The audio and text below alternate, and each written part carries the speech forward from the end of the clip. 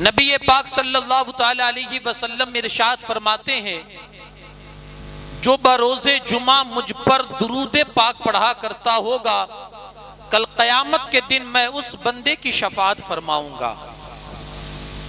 आदत बनाएं और जी लगा कर एक बार फिर से दुरूद पाक पढ़ें। अल्लाहुम्मा सल्ली अला सय्यिदिना शफीना नबीना मौलाना मुहम्मदिन कमा तुहिब्बु व तरदा बिअन तुसल्ली अलैहि सलातुम व सलामुन अलैका या रसूल अल्लाह सल्लल्लाहु तआला अलैहि वसल्लम। हज़रात, आज की मेरी जो गुफ्तगू का उन्वान है वो है एहसास।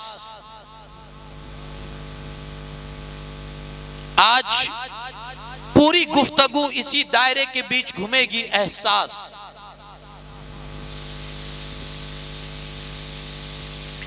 और इस एहसास से मैं नबी पाक सल्लल्लाहु अलैहि वसल्लम की सीरत के हवाले से कुछ बातें आप तक पहुंचाने की कोशिश करूंगा। आइए कुछ अर्ज़ो मारूज से पहले अल्लामा उस्ताद ज़मन हसन रजा खां बरेलवी का वो लिखा कलाम कि जिसमें रसूलुल्लाह की मोहब्बत उम्मत के साथ क्या है उसकी एक झलक नजर आती है। आप फरमाते हैं, तुम्हारा नाम मुसीबत में जब लिया होगा, तुम्हारा नाम मुसीबत में जब लिया होगा, हमारा बिगड़ा हुआ काम बन गया होगा। दिखाई जाएगी महशर में शान महबूबी कि आप ही की खुशी आपका कहा होगा, कि आप ही की खुशी आपका कहा होगा। कोई कहेगा दुहाई है या रसूल अल्लाह, तो कोई थाम के दामन मचल गया होगा। किसी को लेके चलेंगे फरिश्ते सूए जहीम, तो वो उनका रास्ता फिर फिर के देखता होगा। कहेंगे और नबी इज़हबू इला गैरी, मेरे हुजूर के लब पर अना लहा होगा। और अजीज बच्चे को माँ जिस तरह तलाश करे, अजीज बच्चे को माँ जिस तरह तलाश करे, खुदा गवाह यही हाल आपका होगा। तुम्हारा नाम मुसीबत में जब लिया होगा, हमारा बिगड़ा हुआ काम बन गया होगा। एक बार और जी लगा कर दुरूद पाक पढ़ दीजिए। अल्लाहुम्मा सल्ली अला सय्यिदिना व शफीना नबीना व मौलाना मुहम्मदिन कमा तुहिब्बु व तरदा बिअन तुसल्ली अलैहि सलातुम व सलामुन दाइमन अलैका या रसूल अल्लाह सल्लल्लाहु तआला अलैहि वसल्लम। हज़रात,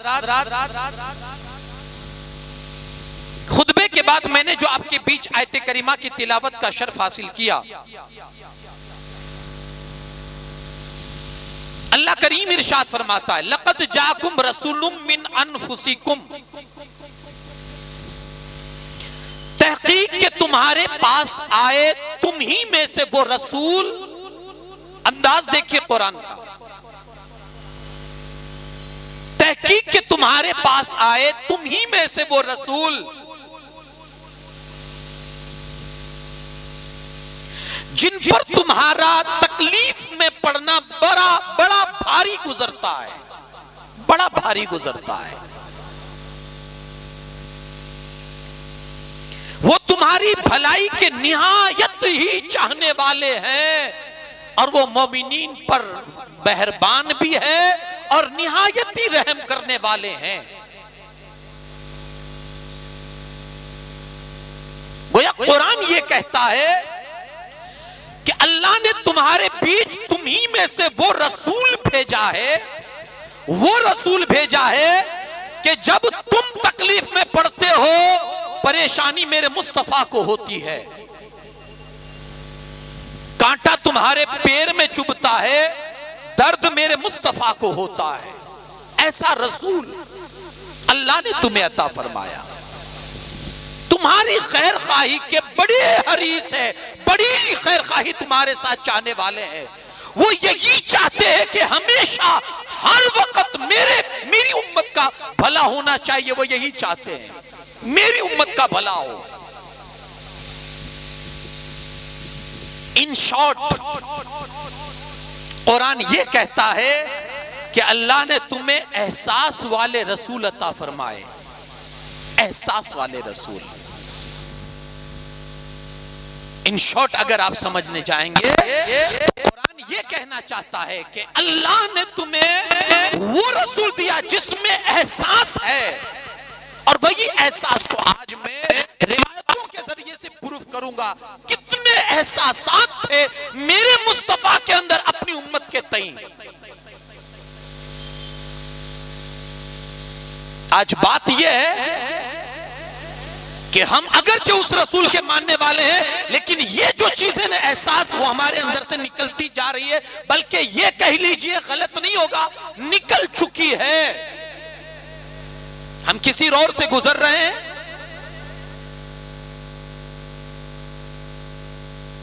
हमारे सामने कोई तड़प तड़प के जान दे रहा है, लेकिन हमारी गाड़ी को ब्रेक नहीं लग रहा है। मैं आपसे पूछना चाहता हूं, क्या वो फाहिशा और गलत किरदार की औरत का वाकया आपने सुना है? मेरे मुस्तफा करीम सल्लल्लाहु अलैहि वसल्लम हदीस में बयान फरमाते, बनी इस्राइल की एक औरत जिसका कैरेक्टर खराब था, जो कैरेक्टर लूज थी, जो फाहिशा थी, एक कुत्ते को, उसने प्यासे कुत्ते को जो मरने के करीब था, अपने दुपट्टे और अपने चप्पलों की मदद से उसने उस दुपट्टे के सहारे से पानी कुएं से निकालकर उस प्यासे कुत्ते की प्यास बुझाई, उसकी जान बचाई। अल्लाह ने उसी औरत को जो फाहिशा थी, अल्लाह ने तौबा की तौफीक बख्शी और उस औरत को जन्नत अता फरमा दी। बताइए ये हदीस कितनी मर्तबा आपने सुनी है? एहसास बेदार हुआ? हम गाड़ी से जा रहे हैं, एक कुत्ता है जो किसी गाड़ी से टकराकर उसकी मौत हो जाती है रोड के बीचों बीच। ये साबका, ये लम्हा आपके साथ भी कभी हुआ होगा, ये एक्सपीरियंस आपके साथ भी कभी आया होगा। मैं पूछना चाहता हूं, कौन ऐसा है जिसने गाड़ी रोककर उस मरे हुए कुत्ते को लकड़ी के सहारे से या अपने हाथ के सहारे से रोड के किनारे कर दिया हो कि अगरचे मर चुका है लेकिन जानदार तो है ना?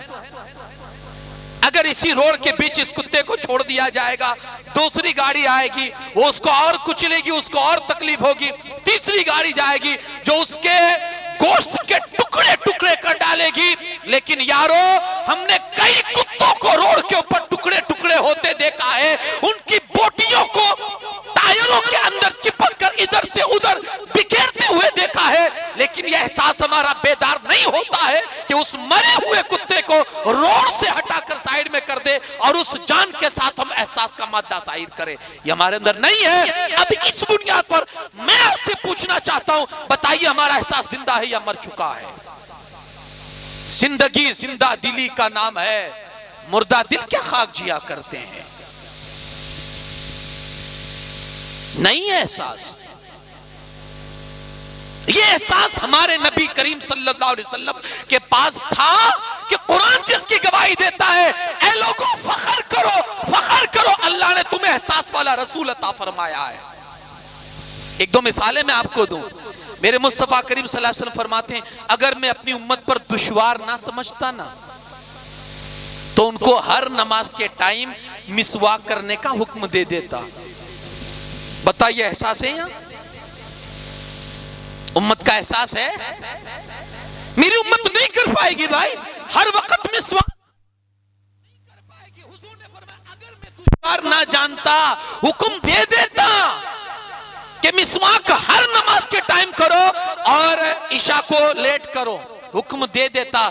लेकिन हमारा एहसास था ना, हमारी कमजोरियों का एहसास था, इसलिए मेरे आका ने यह हुक्म ना फरमाया और हमें इस दुश्वारी से अलग कर दिया। एहसास। ए लोगों, अल्लाह ने तुम पर हज फर्ज किया। एक साहबी खड़े हो गए, या रसूलल्लाह हर साल? खामोश रहे हुजूर, कुछ नहीं बोले। ए लोगों, अल्लाह ने तुम पर हज फर्ज किया। फिर वही साहबी खड़े, या रसूलल्लाह सल्लल्लाहु अलैहि वसल्लम हर साल? हुजूर फिर खामोश रहे। तीसरी दफा जब वो खड़े हुए, अल्लाह के रसूल सल्लल्लाहु अलैहि वसल्लम ने फरमाया, अगर मैं हाँ कह देता तो हर साल फर्ज हो जाता, और तुम ना कर सकते। तुम्हारा ख्याल करते हुए, मुझे एहसास था तुम्हारी कमजोरियों का, तुम्हारा ख्याल करते हुए मैंने हाँ न की और तुम्हें हर साल के हद से बचा लिया। बताइए एहसास है या नहीं? एहसास वाला तुम्हें रसूल अता फरमाया, जिन्हें तुम्हारी दुश्वारियों का एहसास है, तुम्हारी कमजोरियों का जिसे एहसास है, तुम्हारे गुनाहों का जिसे है कि ये बड़ी मेरी उम्मत गुनहगार है, इसलिए रातों को रोते रहे हैं, रातें कई रातें रोने में गुजार दी है। दिल पर हाथ रख के बताओ, जो रसूल तुम्हारे लिए रात रात भर रोए हो, तुम उस रसूल के लिए कितना रोए हो? जिंदगी में कितनी बार उस रसूल के लिए तुम रोए हो जिसने रातें रोते रोते गुजार दी है तुम्हारी याद में, तुम्हारी उम्मत, तू इस उम्मत की याद में जिसने गुजार दी हो, वो उम्मत उस रसूल के लिए कितना रोई है? एहसास मर चुका है, इसे आप यकीन कीजिए, इसको आप एक्सेप्ट कीजिए।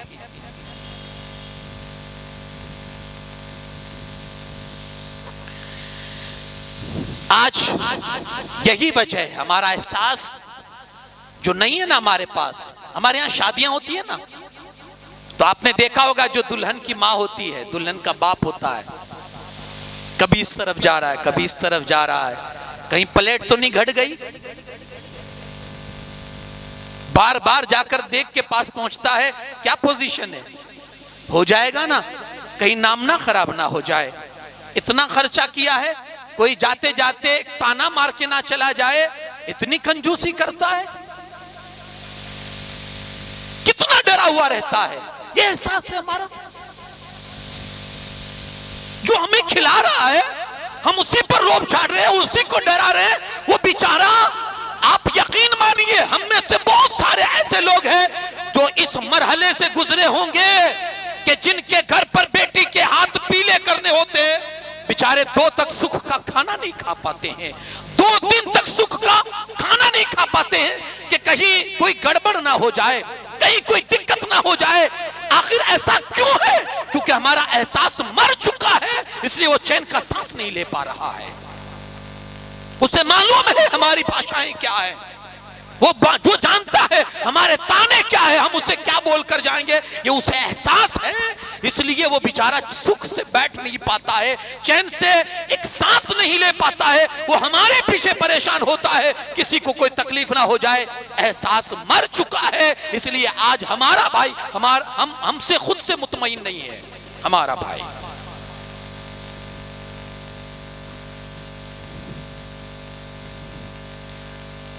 हालैंड के डॉक्टर ने इस्लाम कबूल किया,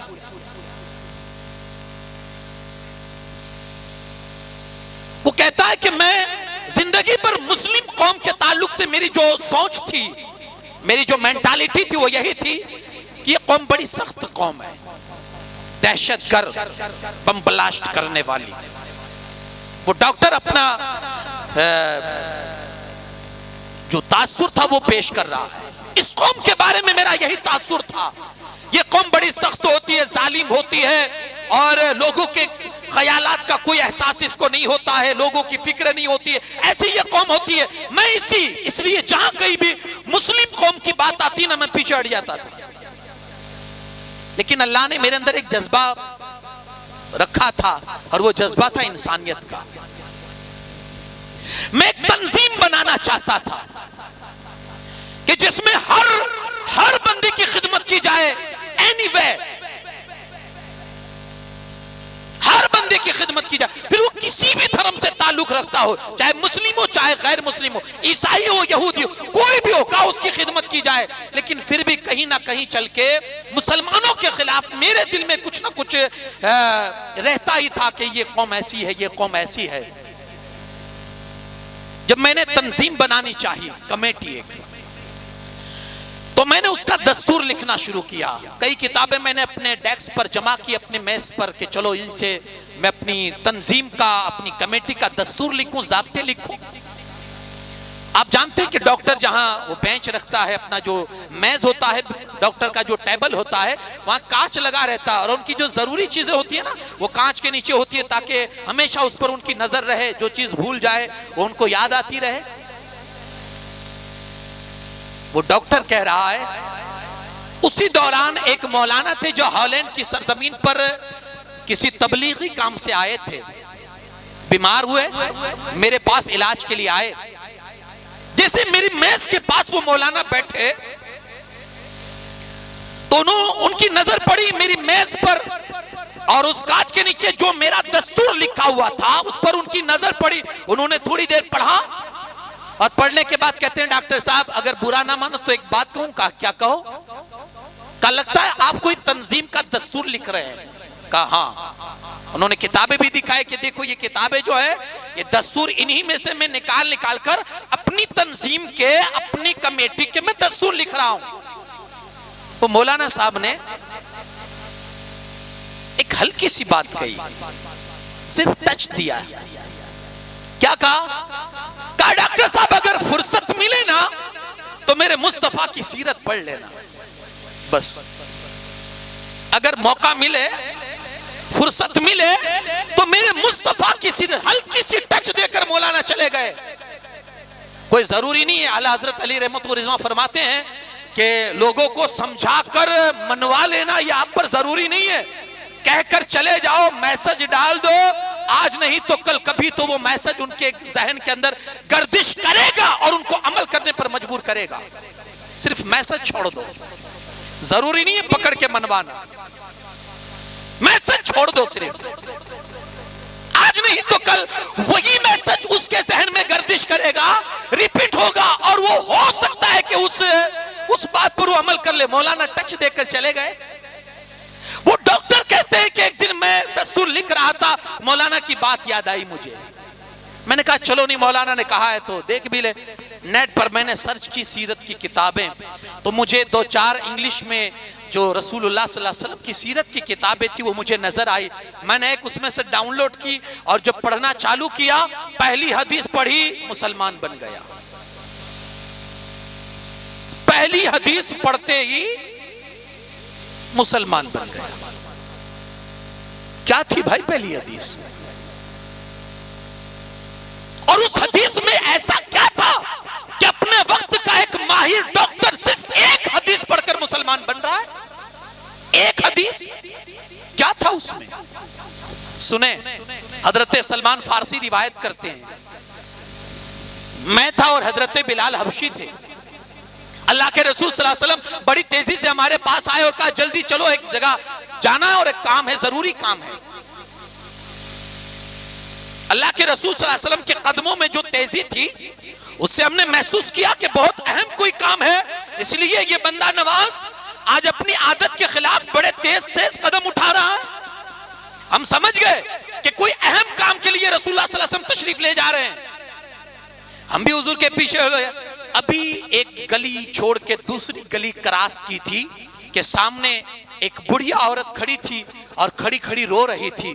अल्लाह के रसूल सल्लल्लाहु अलैहि वसल्लम जब उसके करीब गए, रोता देखा, रुक गए। कहा बिलाल उससे पूछो कि क्या माजरा है और माई क्यों रो रही हो? हजरत बिलाल हबशी उसके करीब गए, बीबी क्या हुआ, क्यों रो रही हो?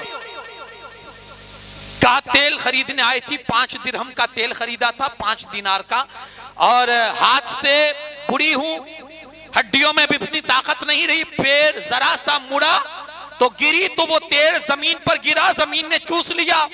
अब जमीन तो चूसी हुई चीज वापस नहीं देती ना, इसलिए रो रही हूं।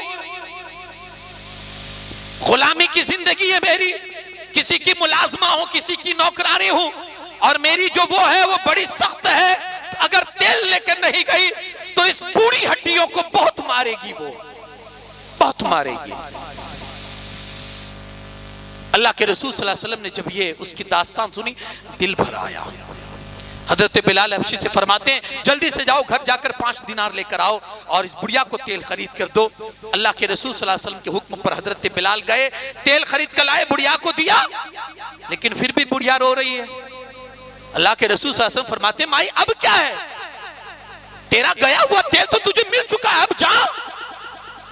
कहा तेल तो मिल चुका है, लेकिन जो लेट हो गया है वो लेट होने पर भी मेरी जो मालिकन है वो मुझे मारती है।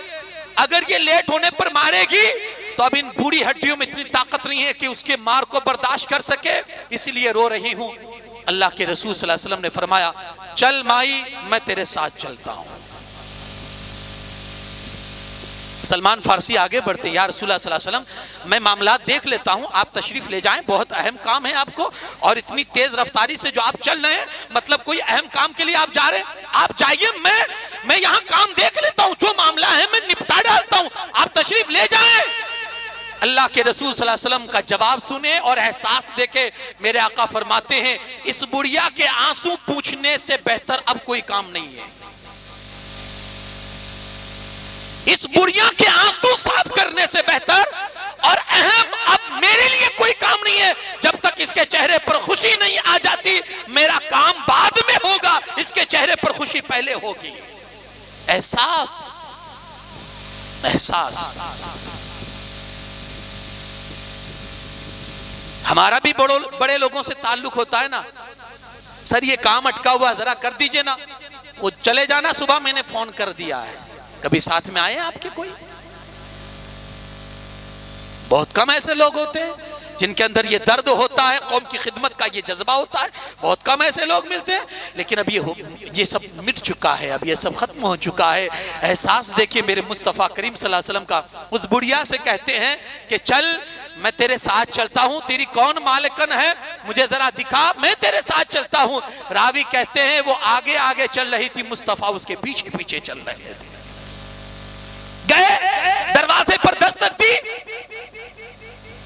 वो जो मालिकन थी वो समझ गई कि शायद वही मेरी खादिमा आई है, तेल लेकर। बड़े गुस्से में आई थी, बड़े गुस्से में आई थी कि आज तो उसकी खैर लेती हूं, आज इतना लेट क्यों कर दिया। लेकिन जैसे दरवाजा खोला, सामने चांद जैसी सूरत वाला चमकता चेहरा देखकर वो वैसे ही ठंडी हो गई और पूरी तवज्जो उसने मुस्तफा के चेहरे अनवर पर लगा दी। इधर हुजूर पूछ रहे हैं क्या ये तुम्हारी खादिमा है? देखो सुनो सुनो, ये आ रही थी और इसके हाथ से तेल गिर गया था, इसको तेल मिल चुका है, इससे लेट हो गया है, अब इसे मारना नहीं, इसे तकलीफ ना पहुंचाना। अल्लाह के रसूल सल्लल्लाहु अलैहि वसल्लम बोल रहे हैं, हुजूर अलैहिस्सलातु वस्सलाम उससे गुफ्तगू कर रहे हैं और वो हुजूर के जलवों में गुम है, पता नहीं कहां गुम है, हुजूर के जलवों में गुम है। और अल्लाह के रसूल सल्लल्लाहु अलैहि वसल्लम ने सारी बातें, फिर हुजूर ने पूछा क्या तू उसे मारेगी? अल्लाह के रसूल सल्लल्लाहु अलैहि वसल्लम ने जब 2 बार पूछा तो उसने कहा नहीं नहीं, मैं वादा करती हूं कि मैं उसे तकलीफ नहीं पहुंचाऊंगी। जब उसने ये कहा, अल्लाह के रसूल सल्लल्लाहु अलैहि वसल्लम अब उस बुढ़िया की तरफ मुतवज्जे होकर कहते हैं, माई क्या अब मैं जाऊं? खुद ही भीख दे और खुद कहे मंगते का भला हो। माई मैं जाऊं? तू कहे तो मैं जाऊं? ये एहसास कहां है हमारे पास?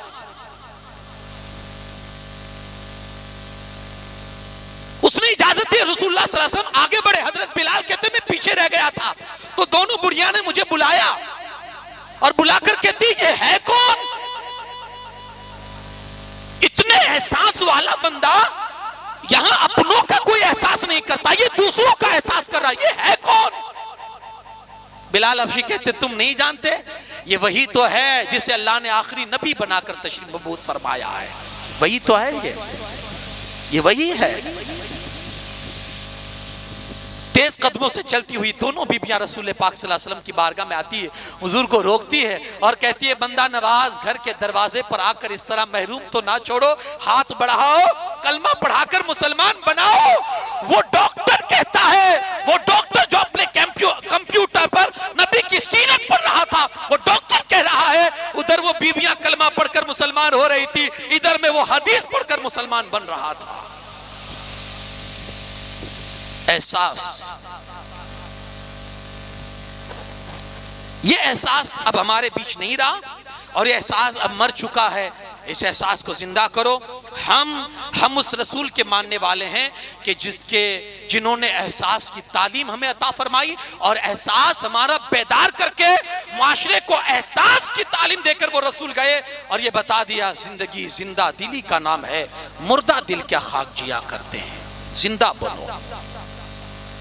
तो किसी मुफक्किर का कौल है ना, एहसास जिंदा होना, तो एहसास हो इंसान के अंदर तो गैर भी अपने हो जाते हैं, एहसास मर जाए ना तो अपने भी अजनबी हो जाते हैं। एहसास पैदा करो। वो किसी साहब ने कहा था कि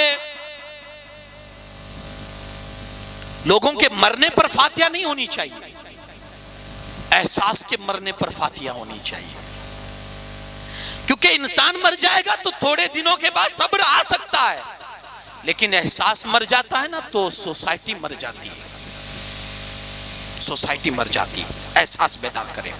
नबी पाक सल्लल्लाहु अलैहि वसल्लम ने हमेशा अपनी जिंदगी में सिर्फ आगे नहीं देखा, दाएं बाएं भी देखा है। आप जी रहे हैं, आप गाड़ी चला रहे हैं, आप अपनी दुनिया जी रहे हैं, आप अपनी लाइफ एंजॉय कर रहे हैं, आपके दाहिने बाएं भी कोई रहता है, उनका भी एहसास करो। आप अगर कार में बैठे, इसका मतलब यह नहीं कि साइकिल वाले की कोई अहमियत नहीं है, आप उसको भी इंसान समझे कि यह भी इंसान है। एहसास पैदा करें। नबी पाक सल्लल्लाहु अलैहि वसल्लम की जिंदगी के मैं कुछ कीमती जो हुजूर अलैहिस्सलातु वस्सलाम की जो वाकयात है वो मैं आपको बताऊं, और हो सकता है कि मैं इन वाकयात के जरिए से आपके दिल के एहसास को और उस जज्बे को बेदार कर सकूं। मैंने शुरू ही में कहा, आज की पूरी तकरीर मेरी इसी दायरे के बीच में घूमेगी। एहसास जिंदा कीजिए। हजरत अनस कहते हैं कि मेरा बचपना था, मैं कभी रोया नहीं था। बच्चे किस लिए रोते हैं? चॉकलेट के लिए, किसको जिद होती है उसके लिए। हजरत अनस कहते हैं, अनस इब्न, मैं रोया नहीं था कभी जिंदगी में, लेकिन एक दिन में रोया। क्या सबब हुआ? कहते हैं कि मैं रात के वक्त उठा और मस्जिद के करीब आधी रात हो चुकी थी। मस्जिद के वहां से गुजरा तो देखा अल्लाह के रसूल सल्लल्लाहु अलैहि वसल्लम कभी उधर जा रहे हैं, कभी इधर आ रहे हैं, कभी बैठते हैं, कभी उठते हैं। बेचैन सी हालत है, अजीब सी कैफियत रसूल पाक सल्लल्लाहु अलैहि वसल्लम की है। मैं करीब गया और जाकर अर्ज की, बंदा नवाज कोई तकलीफ, तबीयत का कोई मसला है? इतनी रात गए हुजूर, आप बेदार हैं और ये उठना बैठना, इधर जाना उधर जाना, आखिर मसला क्या है? अल्लाह के रसूल सल्लल्लाहु अलैहि वसल्लम फरमाते हैं, अनस क्या बताऊं, सोना चाहता हूं, लेकिन वो जो बद्र के कैदी आए ना, तुम्हारे भाइयों ने उनकी रस्सियों को इतना टाइट बांधा है, इतना सख्त बांधा है कि वो कराहते हैं तकलीफ से, वो तकलीफ से कराहते हैं, आहें निकालते हैं, और उनकी आहें तेरे रसूल को सोने नहीं देती। उनकी आहें तेरे रसूल को सोने नहीं देती। यारो ये कौन है? ये बद्र के गिरफ्तार कैदी ये कौन है? ये वही है जिन्होंने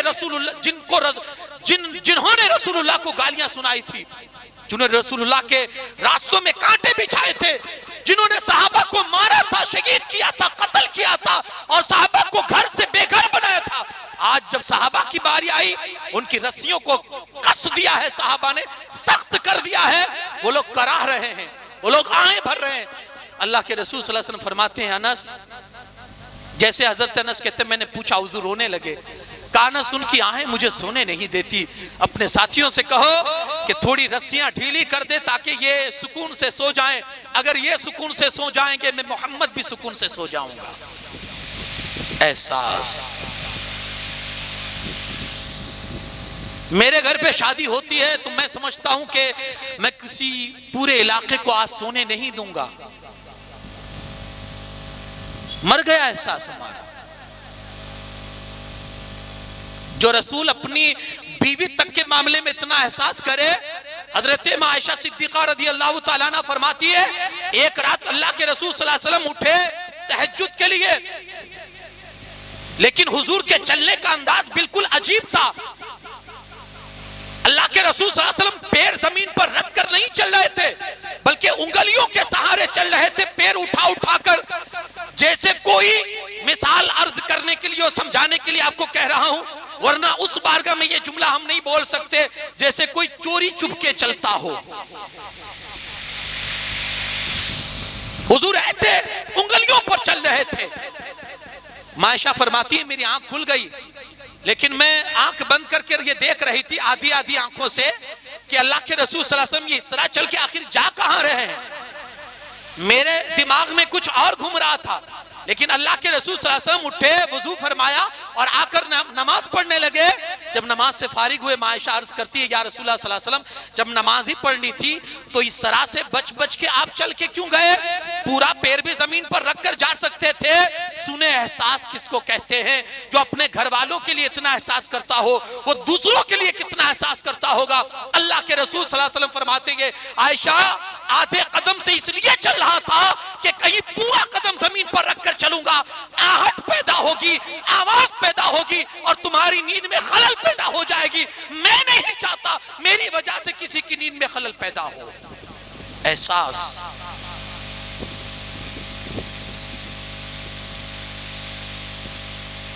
अकीदत की भी एक हद होती है, एक बाउंड्री है। ये कोई जरूरी नहीं है कि हर घर में तंदुरुस्त आदमी बैठा हो। ये कोई जरूरी नहीं है कि हर घर में सोने वाला बगैर टेबलेट लिए हुए सोता हो। ये कोई जरूरी नहीं है कि बड़ी मुश्किल से किसी को टेबलेट और दवाई लेने के बाद नींद आती हो, आंख लगती हो और आपके ढोल ताशे उनकी आंखों को उजाड़ करके, उनकी आंखों को खोलकर उनकी नींद को बर्बाद करते हो। इमाम हुसैन को जवाब देना भारी पड़ जाएगा। मेरे नाम पर इस तरह लोगों की नींदें हराम की है। अकीदत की भी एक हद होती है कि उस रसूल के नमाज़े थे जिनकी जिंदगी का यह एहसास है कि घर वालों के लिए जिनका इतना, आज आदमी इतना घर वालों के लिए एक्टिव नहीं होता है, उसको इतना घर वालों के लिए इतना एहसास नहीं होता है। शौहर बाहर से आता है नौकरी से रात के 1 बजे, 12 बजे, 1:30 बजे या घूम फिर के कहीं से आता है रात के 2 बजे, वो झट से लाइट चालू करता है। बीवी सोई है, बच्चे सोए, उसे कोई परवाह नहीं है। अगर बीवी डांट भी दे, कुछ बोल भी दे, तो उसका रिएक्शन फिर उसका अलग होता है। मर गया एहसास। ये सुन्नत मुस्तफा है, ये हुजूर की सीरत है, जहां अपनी बीवी के लिए इस तरह से चल के उसकी नींद को खलल, उसकी नींद में खलल नहीं पहुंचा रहे हैं। हम दुनिया भर की नींदों को हराम किए हुए हैं और हम दावा करते हैं हम आशिक रसूल है, हुजूर की उम्मती है। खुदारा तब्दील कीजिए अपनी लाइफ को, अपनी जिंदगी को, और पहले खुद को मुसलमान बनाइए। जी हाँ, एहसास मर चुका है, हम अपने आप को इंसान भी कहलाने के हकदार नहीं है।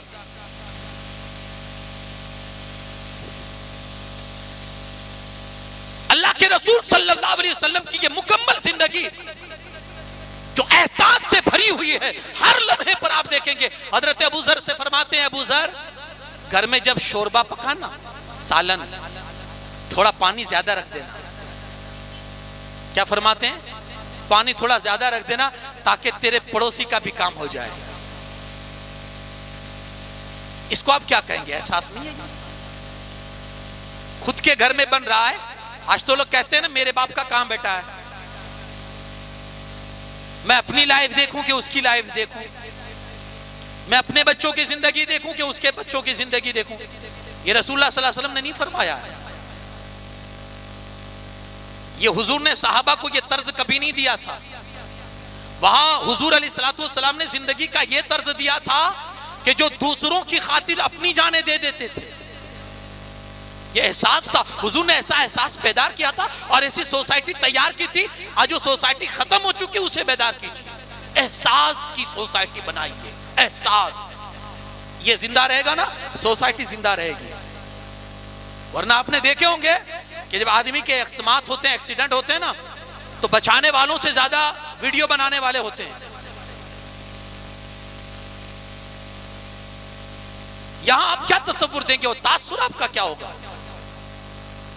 एहसास मर चुका है। तो हुजूर अलैहिस्सलातु वस्सलाम की जिंदगी पाक और हुजूर अलैहिस्सलातु वस्सलाम के बाद सहाबा की जिंदगी पाक, जैसा हुजूर ने मुआशिरा तश्कील दिया था और जैसे सोसाइटी मेरे मुस्तफा करीम सल्लल्लाहु अलैहि वसल्लम ने बनाई थी, सहाबा कि नस नस में वो चीजें आ गई थी और साहबा फिर उसी एतबार से जिंदगी गुजारते थे। एहसास, हुजूर ने फरमाना दीनुन नुसहतु, दीन क्या है? सरासर खैर खाही का नाम है। किसी के लिए भला सोचना, किसी के लिए एहसास पैदा करना।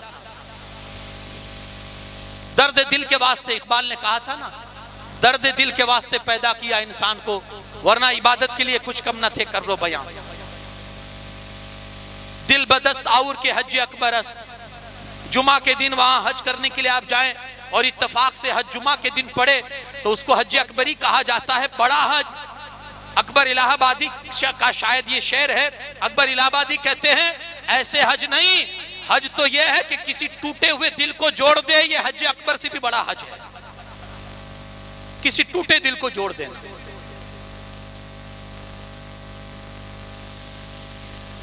अब आप देखिए रसूल पाक सल्लल्लाहु अलैहि वसल्लम ने जिस अंदाज से मुआशरे को तश्कील दिया था, एहसास वाला, एहसास बेदार वाला मुआशरा।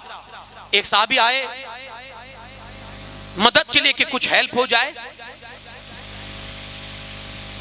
देखिए जो भीख मांगता है लोगों की नजरों में वो जलील होता समझा जाता है।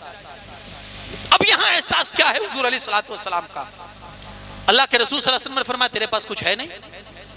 अर्ज करते हैं या रसूल अल्लाह कुछ नहीं है। कहा कुछ तो होगा, अपना दिमाग चला और देख तेरे घर में कुछ तो होगा। कहा हुजूर एक लकड़ी का प्याला है बस। कहा लेकर आ।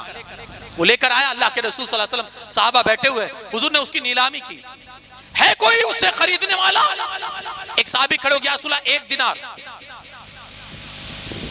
आपने फरमाया बैठ जाओ। है कोई इससे बढ़कर देने वाला? एक साहबी खड़े हो, या रसूल 2 दिनार। हुजूर ने फरमाया लो।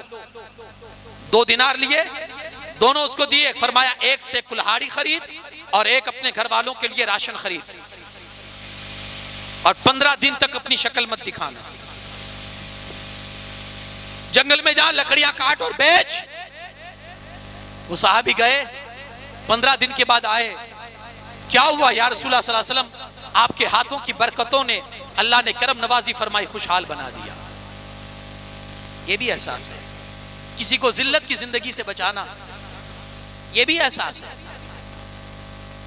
हुजूर अलैहिस्सलातु वस्सलाम जा रहे हैं। मैं 2-4 मिसालें आपके सामने रखूंगा और आपके एहसास को बेदार करने की कोशिश कि आप देखें कि हुजूर किस माशरे को चाहते थे, हुजूर कैसी सोसाइटी चाहते थे, हम कैसी सोसाइटी बना रहे हैं। यारो आज सोसाइटी की हालत यह हो चुकी है कि अगर गरीब किसी अमीरों की सोसाइटी में इधर उधर से कहीं करके अपनी रकम जमा करके अगर मकान खरीदने की बात करता है ना, उन अमीरों की सोच ये होती है हमारे बीच में नहीं आना चाहिए। इस हद तक हमारा एहसास मर चुका है। ये गरीब यहां कहां से रहेगा? ये है, ये रियलिटी, इसको आप तस्लीम कीजिए। हुजूर जा रहे हैं, एक बच्चा बकरी को ज़बा करके उसकी खाल उतार रहा है। अल्लाह के रसूल सल्लल्लाहु अलैहि वसल्लम जा रहे हैं, ज़बा करके खाल उतार रहा है।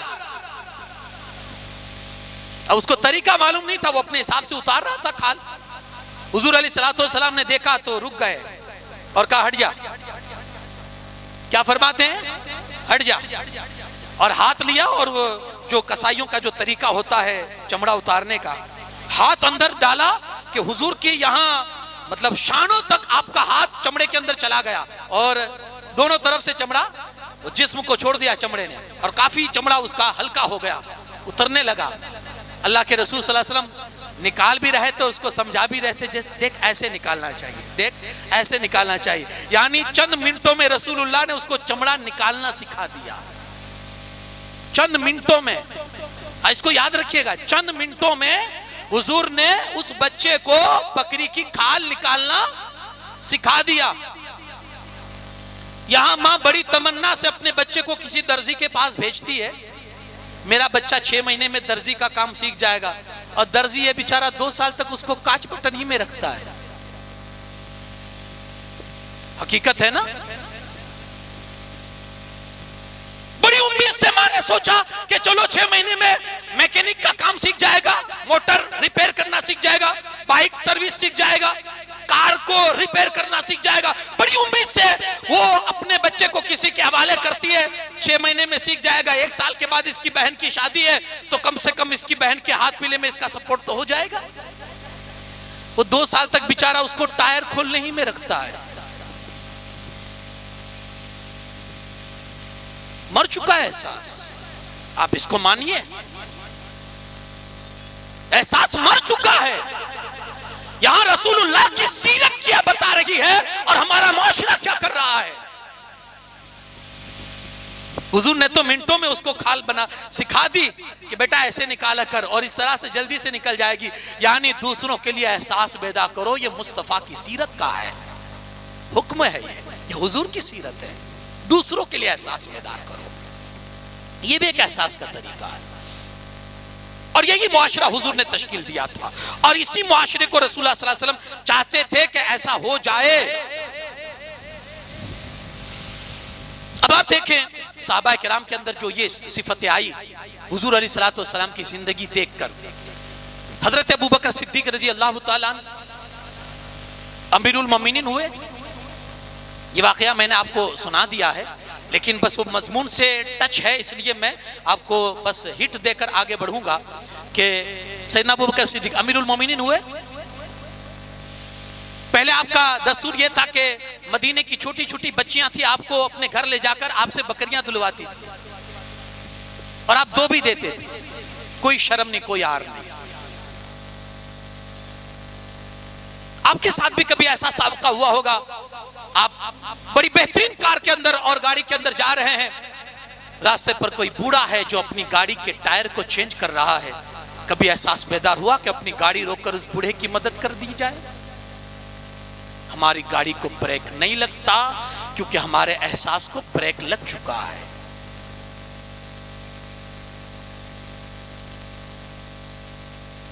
हजरत अबू बकर सिद्दीक रज़ी अल्लाह तआला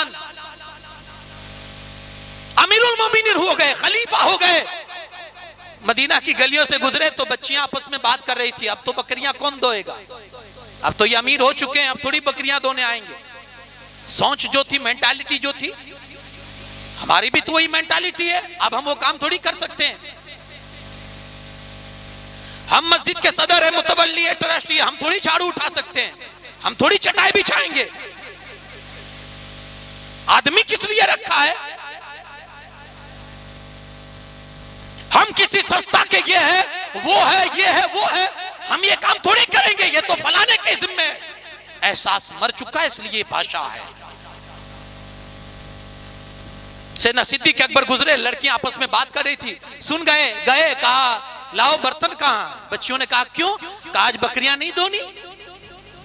कहा हुजूर आप धोएंगे? तो कहा हमेशा कौन धोता था? कहा हुजूर आप ही देते थे, लेकिन कल और था, आज ही और है। कहा कल कौन सा दिन था? कहा कल आप खलीफा नहीं थे, अमीरुल मोमिनीन नहीं थे, आज बन चुके हो। कहा कल अमीरुल मोमिनीन तो नहीं था, मुस्तफा का गुलाम तो था ना, आज भी मुस्तफा का गुलाम। सोच, एहसास था, इसलिए उनका स्टेटस अगरचे बदल चुका हो, फितरत नहीं बदली, तबीयत में जरा भी फर्क नहीं आया। है तो है, क्योंकि यही सोसाइटी मुस्तफा ने बनाई थी और सहाबा ने उसी सोसाइटी को उस हिसाब से रखा, मेंटेन किया कि जैसे मेरे मुस्तफा ने हमें जिस तरह से बनाकर गए, पूरी जिंदगी उसी तरह से, उसी तर्ज पर हमको गुजारनी है। उमर फारूक आजम रज़ी अल्लाह तआला जब बैतुल मुक़द्दस फतेह करने की बात आई तो गुलाम से कहा एक ही सवारी लेना। लश्कर वहां मौजूद है बैतुल मुक़द्दस में, लेकिन हजरत उमर को बुलाया गया है। वहां के लोगों का डिमांड है कि अपने अमीर को बुलाओ। हजरत उमर निकले, साथ में आपका खादिम है, आपका गुलाम है। कहा कि एक ही सवारी लेना। कहा हुजूर ठीक है, कोई बात नहीं। और उसमें तय ये कर लिया, थोड़े रास्ते मैं बैठूंगा, तू चलेगा, फिर उसके बाद जब तेरी बारी खत्म हो जाएगी तू बैठेगा और मैं लगाम पकड़ के चलूंगा। एहसास बता रहे हैं, जैसे हम इंसान है ऐसे ये भी इंसान है, उसकी भी तो कुछ है ना, उसके अंदर भी तो दर्द है ना, उसके पैरों में भी तो दर्द है या नहीं है। हम भी किसी ड्राइवर को साथ में लेकर जाते हैं, लेकिन तब्दीली और तफर्रुक देखिए, आप फर्क देखिए। जब खाने बैठेंगे वो हमसे अलग होकर बैठेगा, जब सोने की बारी आएगी हम 3 स्टार में होंगे तो वो सादे रूम में उसको जगह दी जाएगी। बहुत सारे ड्राइवर ऐसे भी होते हैं जो बेचारे गाड़ी में सोकर अपनी रात को गुजारते हैं। एहसास मर चुका है ना। उमर फारूक आजम ने अब वही दस्तूर अपनाया। जा रहे हैं बैतुल मुक़द्दस करीब आया, इत्तेफाक देखिए गुलाम के बैठने की बारी थी, आका के चलने की बारी थी। अबू उबैदा इब्ने जर्राह जो सिपह सालार थे, फौज के जनरल थे, इन्होंने देखा ये सिचुएशन, कहा हुजूर गजब हो जाएगा। कहा क्या, अब बड़े बड़े पादरी रईस यहाँ है, वो आपको चलता देखकर गुलाम को ऊपर देखेंगे, वो मजाक उड़ाएंगे, हंसी उड़ाएंगे, हमारी इज्जत क्या रह जाएगी। जुमला सुने उमर का, हजरत उमर फरमाते तुम समझते हो कि उमर को इज्जत उसकी ये सवारी या उसके कपड़ों ने दी है? खुदा की कसम, जब तक मैं इस्लाम नहीं लाया था 4 ऊंट नहीं संभाल सकता था। आज जो कुछ भी उमर की इज्जत है मुस्तफा के कलमे की वजह से है। ये एहसास था जो उमर ने बताया था, ये एहसास होना चाहिए। हम इंसान है तो वो भी इंसान है, जो हमारे अंडर में है वो भी इंसान ही है। हजरत उमर इब्ने अब्दुल अजीज थक गए, सोने लगे, अपनी खादिमा से कहा पंखा झेलो, पंखा करो। उस जमाने में ये सारी सिस्टमें तो नहीं थी इलेक्ट्रॉनिक या किसी तरह से, हाथ वाला पंखा था, उसी से पंखे की हवा ली जाती थी। नींद आ रही थी, खादिमा से कहा पंखा करो, तो उसने पंखा करना शुरू किया। थोड़ी देर में हजरत उमर को नींद आ गई, वो भी थकी हुई थी, खादिमा भी। तो हजरत उमर को सुलाते सुलाते उसको भी आंख लग गई। अब वो सोई है मजे से, हजरत उमर इब्ने अब्दुल अजीज की आंख खुलती है, देखा कि वो सो चुकी है, पंखा साइड में पड़ा हुआ है। आपने पंखा उठाया और आपने उसको पंखा करना शुरू कर दिया। कौन? उमर इब्ने अब्दुल अजीज। पढ़ लीजिए इतिहास जाकर, कौन है उमर इब्ने अब्दुल अजीज? जिसने हजरत उमर फारूक आजम का दौर दोहरा दिया था, जिसने उमर फारूक आजम का जमाना रिपीट कर दिया था।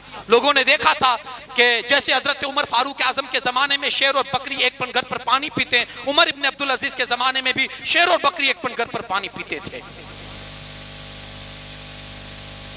खादिमा सोई है, पंखा कर रहे हैं, अचानक उसकी आंख खुली, तड़प के वो खड़ी हो जाती, हुजूर माफ कर दीजिएगा आंख लग गई थी, थक गई थी। आपने कहा नहीं, सो जा, जैसे मुझे नींद आती है, जैसे मुझे पंखे की जरूरत है, जैसे मुझे गर्मी लगती है, तू भी तो इंसान है, तुझे भी तो गर्मी लगती होगी, सो जा। और आपने पंखा लगाकर, पंखा करते करते उसको फिर से सुलाया। यह एहसास है जो हमारे बुजुर्गों से हमें मिल रहा है। यारो, जिंदगी के अंदर एहसास पैदा करो। अगर आप हर साल उम्रा करने के लिए जा रहे हैं, अल्लाह आपका सफर मुबारक करे। अगर आपकी हर छठी अजमेर में होती है, आपकी मोहब्बत सलामत रहे।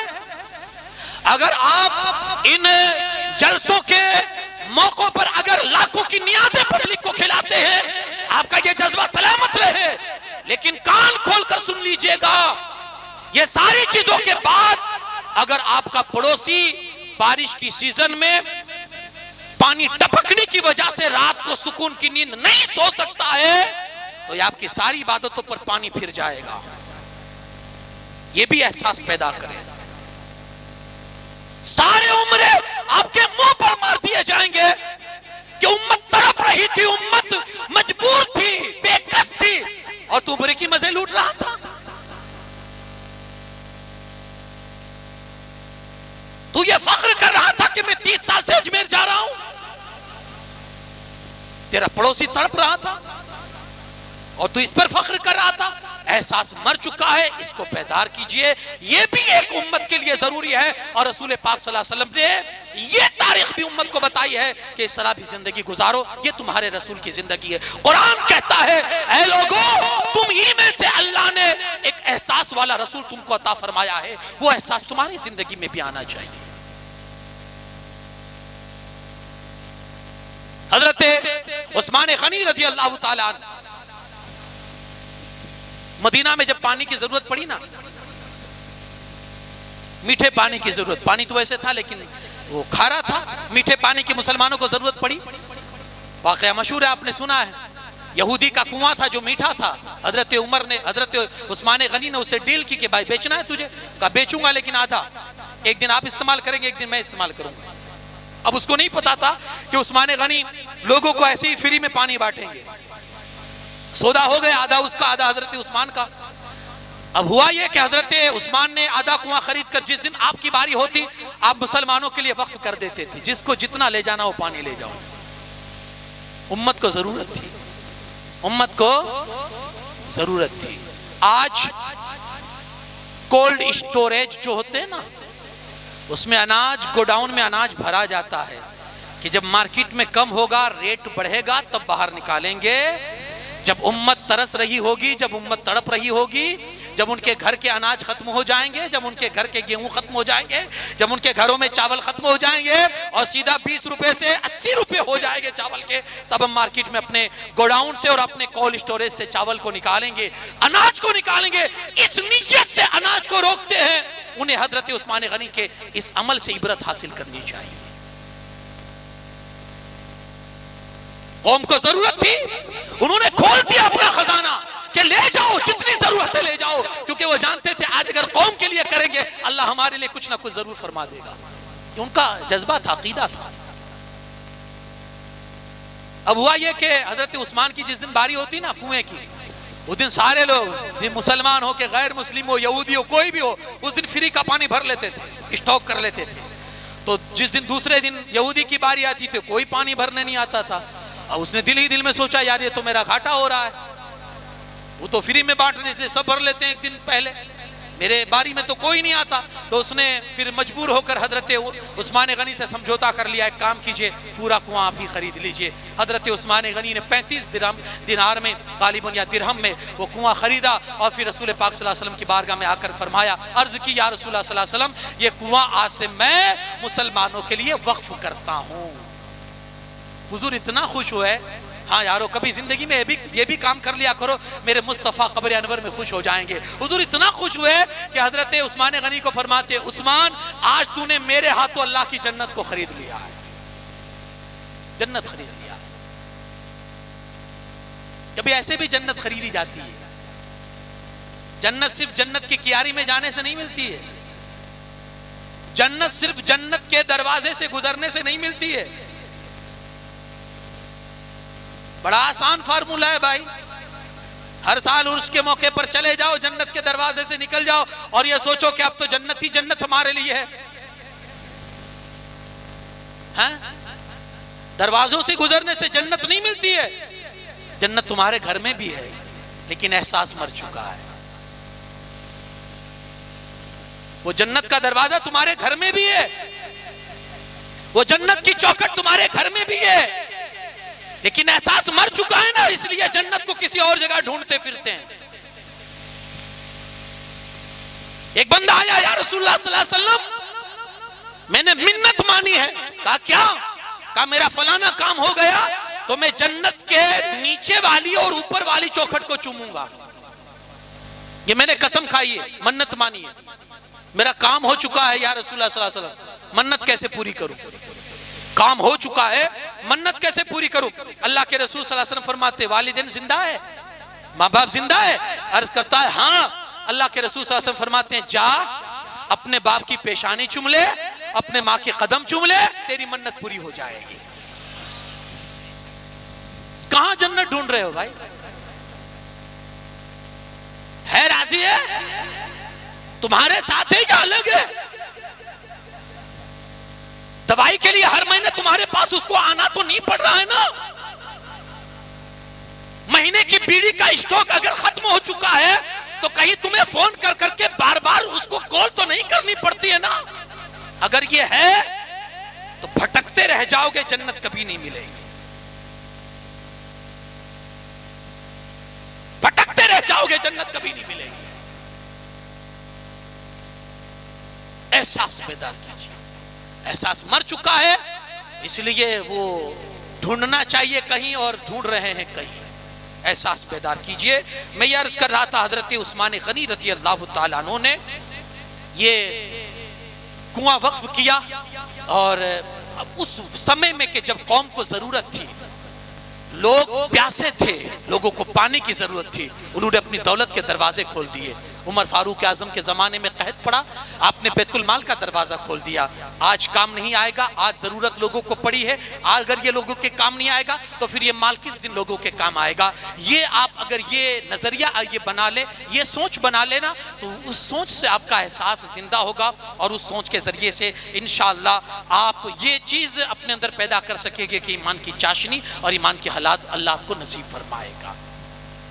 ऐसे सैकड़ों वाक़यात और ऐसी सैकड़ों मिसालें हमें मिलती है। मैंने एक वाक़या अजीब पढ़ा और उस वाक़े के ज़रिए से एक सबक भी हमको मिलता है। एक माँ जो रात के समय अपने घर से निकलती है, पड़ोसन के यहाँ जाती है और जाकर दरवाज़ा खटखटाती है। अंदर से पड़ोसन निकलती है, क्या मजरा है, क्या मसला है? तो आपके घर में नमक मिलेगा? आपके घर में नमक मिलेगा? उसने कहा क्यों नहीं। दौड़ी हुई गई और थोड़ा सा नमक लेकर आई और आकर उनको दिया। माँ नमक लेकर जैसे ही घर में घुसी ना, उस माँ का जो लड़का था वो सारा मंजर देख रहा था। माँ से कहता, माँ अभी कल तो इतने किलो नमक घर में लाकर रखा हूं, इसके बावजूद भी पड़ोसी के यहां मांगने गई? कल तो भी लाके रखा है मैंने नमक, इसके बावजूद भी तू पड़ोसी के यहां मांगने गई? माँ का जवाब सुने। माँ कहती है, बेटा मैं जानती हूं कि अपने घर में नमक रखा हुआ है, लेकिन कभी कभी उस पड़ोसन को हमारे घर की जरूरत पड़ती है और हमारे यहाँ वो मांगने आती है। कभी कभी उसको किसी चीज की जरूरत पड़ती है, एहसास देखिएगा, एहसास ही दिखा रहा हूं। का कभी कभी उसको जरूरत पड़ती है और वो आती है। अगर हर बार वही आएगी तो कभी वो सोचेगी कि यार ये बार बार जाना मुनासिब नहीं है, तो कभी बेचारी वो बगैर नमक के भी गुजारा कर लेगी। मेरे घर में नमक होते हुए भी मैं इसलिए उसके घर नमक मांगने के लिए गई ताकि उसको एहसास ना हो कि सिर्फ मुझे जरूरत पड़ती है, बल्कि उसको यह होना चाहिए सामने वाले को भी जरूरत पड़ती है। इसलिए मैं गई ताकि उसका आना कभी बंद ना हो, जब जब जरूरत पड़े मेरे घर पर वो आती रहे और अपना सामान मांग कर जाती रहे। एहसास, एहसास है। आदमी जब अल्लाह अक्ल देता है तो उसके लिए रास्ते खुल जाते हैं। एहसास करने के हजारों रास्ते हैं आपके पास, लेकिन वो ज़मीर होना चाहिए। उस एहसास को बेदार करने के लिए वो ज़मीर होना चाहिए। यारो कोशिश करो इस चीज़ की। इसी तरह से आपने हज़रत उस्मान गनी रदी अल्लाह ताला अन्हु का सुना। हज़रत मौला कायनात अली शेर खुदा कर्रमल्लाहु ताला वजहुल करीम, ये तो बहुत बड़ा एहसास है यार। से होते हैं मोहम्मद के घराने वाले। अजीब एहसास था यार उनके अंदर, तो अजीब एहसास था। कैसा एहसास था? घर में कुछ नहीं है और दूसरों की फिक्र कर रहे हैं। खाने के लिए बैठे हैं, पूरे दिन का रोजा है, 1-2 दिन की बात नहीं, 3 दिन का रोजा है। खाने के लिए बैठते हैं और अभी रोजा इफ्तार करने ही वाले थे कि दरवाजे पर दस्तक होती है, अल्लाह के नाम पर दे दो, और बीबी फातिमा पूरा उठाकर अल्लाह के नाम पर दे देती थी। एहसास, ये एहसास होता था। ये इमाम हसन पाक गरीबों को और भूखों को बुला बुला कर अपने दरवाजे पर, अपने दस्तरखान पर खिलाते थे। एक दिन ऐसा हुआ कि एक ऐसा भिखारी, एक ऐसा मांगता आया जिसने खाया और खाने के बाद थोड़ी देर बैठकर वो दस्तरखान को देख रहा है। इमाम हसन पाक ने पूछा, और जरूरत है? और खा लो, और ला कर देता हूं। कहा हुजूर नहीं, मेरा तो पेट भर गया है, लेकिन जिसने मुझे इस घर का पता बताया है ना, वो सूखी रोटियां खा रहा है। जिसके सदके मुझे मिला है तो मेरा भी ये फर्ज बनता है कि मैं उसे भी तो ताजी रोटी खिलाऊं। कहा किसकी बात करा? को वो रास्ते में बैठा सूखी रोटियां खा रहा है। कहा जिसने तुझे इस घर का पता दिया है ना, वही इस घर का मालिक है और मेरा बाबा है मौलाए कायनात। रह के फाकों पे गरीबों को खिलाने वाले ऐसे होते हैं मोहब्बत के घराने वाले। एहसास बेदार करो। एहसास है तो जिंदगी है, एहसास मुर्दा है मुआशरा खत्म है। एहसास होगा, जिंदगी जिंदा दिली के नाम है, मुर्दा दिल क्या खाक जिया करते हैं। वाखिरु दामाना अनिल हम्दुलिल्लाहि रब्बिल आलमीन।